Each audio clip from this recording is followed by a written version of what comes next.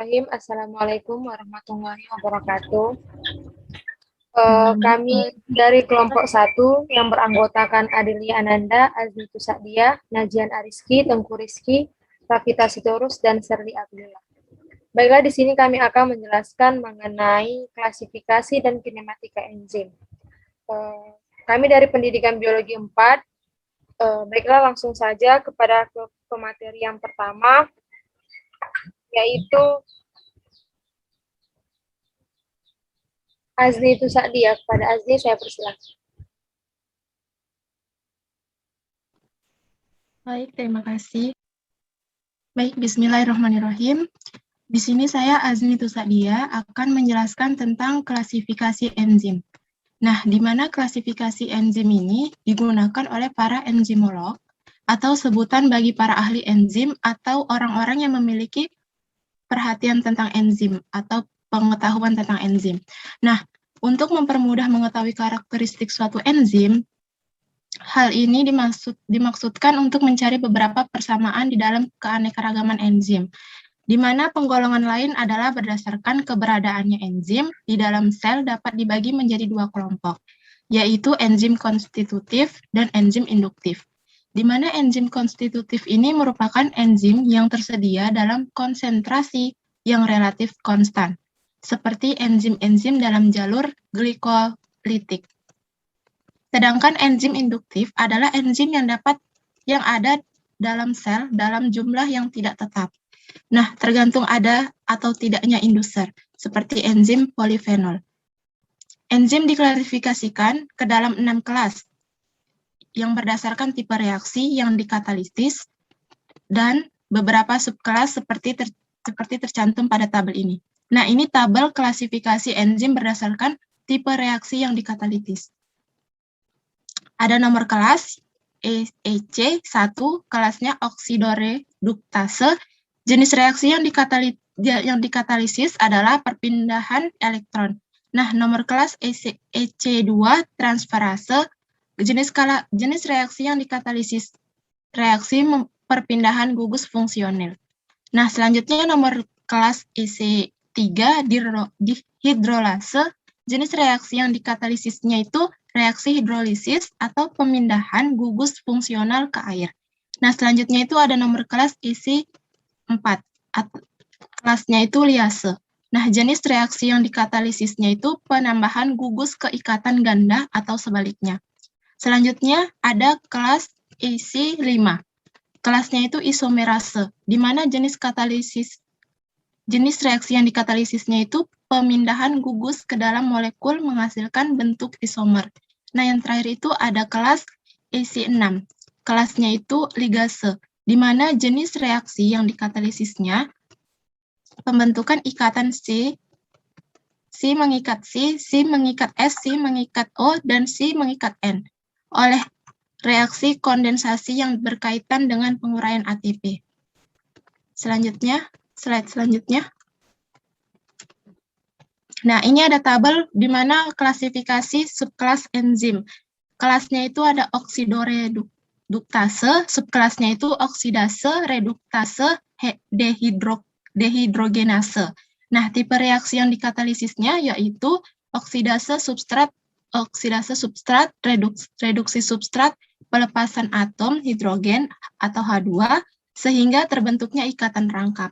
Selanjutnya itu ada kelas transferase, di mana subkelasnya itu ada transaminase dan kinase. Tipe reaksi yang dikatalisis itu transfer gugus amino antar substrat dan transfer gugus fosfat antar substrat. Selanjutnya itu ada kelas hidrolase, di mana subkelasnya itu lipase, protase, nuklease. Nah, tipe reaksi yang dikatalisisnya ini lipase mengkatalisis hidrolase gugus ester dalam lipid. Selanjutnya protase ini mengkatalisis tipe reaksi yang dikatalisisnya itu hidrolisis gugus amida dalam protein. Nah, selanjutnya ada nuklease, di mana hidrolisis gugus fosfat dalam asam nukleat. Selanjutnya ada kelas liase, di mana subkelasnya itu dehidrase dan dekarboksilase. Tipe reaksi yang dikatalisisnya itu kehilangan air, dan dekarboksilase ini kehilangan karbon dioksida. Selanjutnya ada kelas isomerase, di mana subkelasnya itu emirase.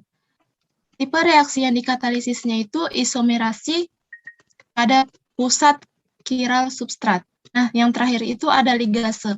Subkelasnya itu ada sintetase dan karboksilase, yaitu tipe reaksinya pembentukan ikatan baru dengan melibatkan ATP, pembentukan ikatan baru antara substrat dan CO2 dengan melibatkan ATP. Baiklah, untuk yang pertama itu ada pengertian enzim. Nah, enzim ini merupakan molekul protein yang mengkatalisis reaksi kimia tanpa mengalami perubahan secara kimiawi. Dan enzim itu mengatur metabolisme dengan ikut serta pada hampir semua fungsi sel, dan setiap enzim bersifat spesifik bagi substrat yang diubahnya menjadi suatu produk tertentu. Dan untuk kinetika enzim sendiri itu merupakan studi mengenai reaksi kimia yang dikatalisis oleh enzim. Dalam kinetika enzim, itu laju reaksinya diukur dan pengaruh berbagai kondisi reaksi. Kinetika enzim juga menginvestigasi bagaimana enzim mengikut substrat dengan mengubahnya menjadi produk. Dalam analisis kinetika reaksi enzim, itu meliputi laju reaksi enzim yang dikenal kecepatan reaksi hidrolisis, pengurai, atau reaksi katalisasi lainnya yang disebut dengan velocity yang dilambangkan dengan V. Selanjutnya, itu ada kinetika reaksi enzim. Slide selanjutnya nih. Nah, dalam kinetika reaksi enzim ini merupakan bidang biokimia yang terkait dengan pengukuran kuantitatif dari kecepatan reaksi yang dikatalisis oleh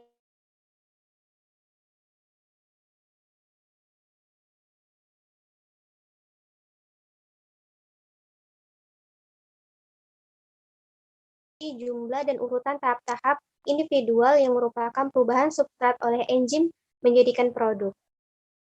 Dalam kinetika reaksi enzimatis ini juga merupakan dasar untuk mengidentifikasi mekanisme katalik dan menentukan kondisi optimum dari suatu enzim.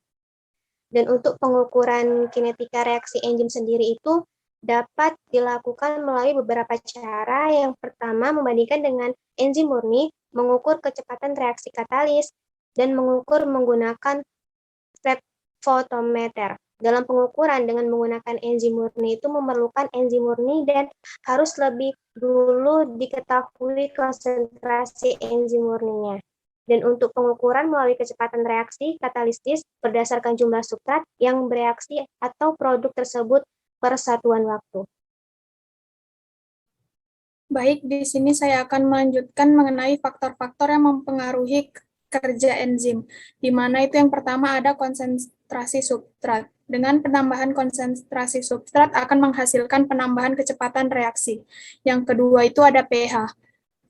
Yang pH yang terlalu tinggi atau terlalu rendah akan mengakibatkan denaturasi protein enzim sehingga enzim menjadi tidak aktif lagi. Yang ketiga itu ada temperatur. Karena enzim adalah suatu protein, maka temperatur yang tinggi lebih dari 40 derajat akan mengakibatkan hilangnya fungsi kerja enzim karena mengalami denaturasi. Yang keempat itu ada pengaruh aktivator, di mana kebanyakan enzim tidak akan berfungsi optimal atau tidak berfungsi sama sekali sampai tersedianya zat kedua dalam campuran reaksi. Zat ini disebut aktivator yang pada umumnya adalah ion logam. Kecepatan reaksi enzimatis yang memerlukan aktivator menjadi tergantung pula pada konsentrasi aktivator. Yang kelima itu ada pengaruh inhibitor, di mana inhibitor adalah zat yang dapat efektif dalam jumlah kecil, menghambat jalannya reaksi sehingga reaksi menjadi lebih lambat atau bahkan bisa berhenti sama sekali. Selanjutnya mengenai aktivator dan inhibitor. Nah, aktivator merupakan molekul yang mempermudah ikatan antara aktivator merupakan molekul yang mempermudah ikatan antara enzim dengan substratnya. Misalnya ion klorida yang bekerja pada enzim dengan substratnya. Misalnya ion klorida yang bekerja pada enzim amilase. Inhibitor merupakan molekul yang menghambat ikatan enzim amilase. Inhibitor merupakan suatu molekul yang menghambat enzim dengan substratnya yang akan berikatan dengan enzim membentuk dengan substratnya. Inhibitor berikatan dengan enzim membentuk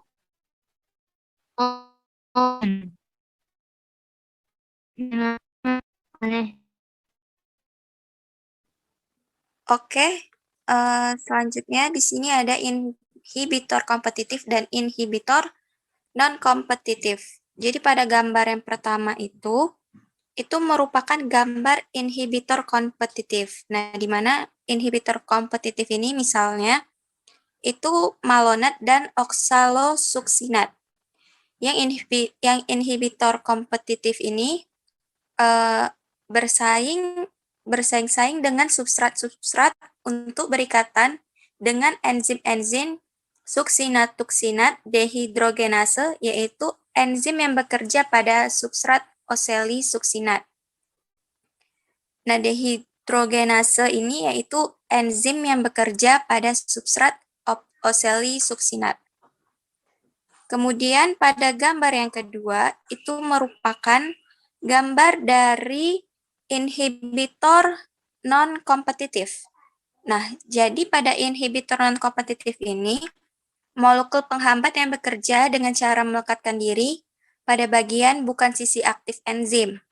Jadi inhibitor ini menyebabkan sisi aktif berubah sehingga tidak dapat berikatan dengan substrat. Inhibitor non-kompetitif tidak dapat dipengaruhi oleh konsentrasi substrat dan dapat dipengaruhi oleh konsentrasi substrat yang lainnya. Nah, inhibitor ini biasanya berupa senyawa kimia yang tidak mirip substrat dan berikatan pada sisi selain sisi aktif enzim. Nah, ikatan ini dapat menyebabkan perubahan untuk enzim sehingga sisi aktif enzim tidak sesuai lagi dengan substratnya. Contohnya itu ada antibiotik penisilin sebagai penghambat kerja enzim penyusun dinding sel bakteri. Oke, di sini saya akan membacakan integrasi ayat Al-Quran mengenai kinetik enzim. Aktivitas enzim juga mempengaruhi oleh konsentrasi substrat. Pada konsentrasi substrat rendah, enzim tidak mencapai konversi maksimum akibat sulitnya enzim menemukan substrat yang akan direaksikan. Seiring dengan meningkatnya konsentrasi substrat, kecepatan reaksi juga akan meningkatkan akibat makin banyaknya substrat terkait dengan enzim. Peningkatan kontraksi substrat pada titik-titik jenuh tidak dapat lagi meningkatkan kecepatan laju reaksi. Keseimbangan yang terjadi antara enzim dan substrat menunjukkan bahwa Allah menciptakan segala sesuatu di alam dalam keadaan yang seimbang. Konsep keseimbangannya terjadi dalam alam telah dicantumkan dalam Al-Quran surah Al-Muluk ayat 3 yang berbunyi, Alladzi a'udzubillahi minasyaitonirrajim, bismillahirrahmanirrahim, alladzi khalaqas samawati tibaqa mattarafi khalaqi rahmani min tafa'uti farji'il basara hal tara min futuri, yang artinya, yang telah menciptakan 7 langit berlapis-lapis, kamu sekali-sekali tidak melihat pada ciptaan Tuhan yang Maha Pemurah sesuatu yang tidak keseimbang. Maka lihatlah berulang-ulang. Adakah kamu lihat sesuatu yang tidak seimbang? Quran Surah Al-Muluk ayat 3. Baik, sekian penjelasan dari kelompok 1 mengenai klasifikasi dan kinematika enzim. Kurang dan lebihnya kami mohon maaf. Akhir kata, wassalamualaikum warahmatullahi wabarakatuh.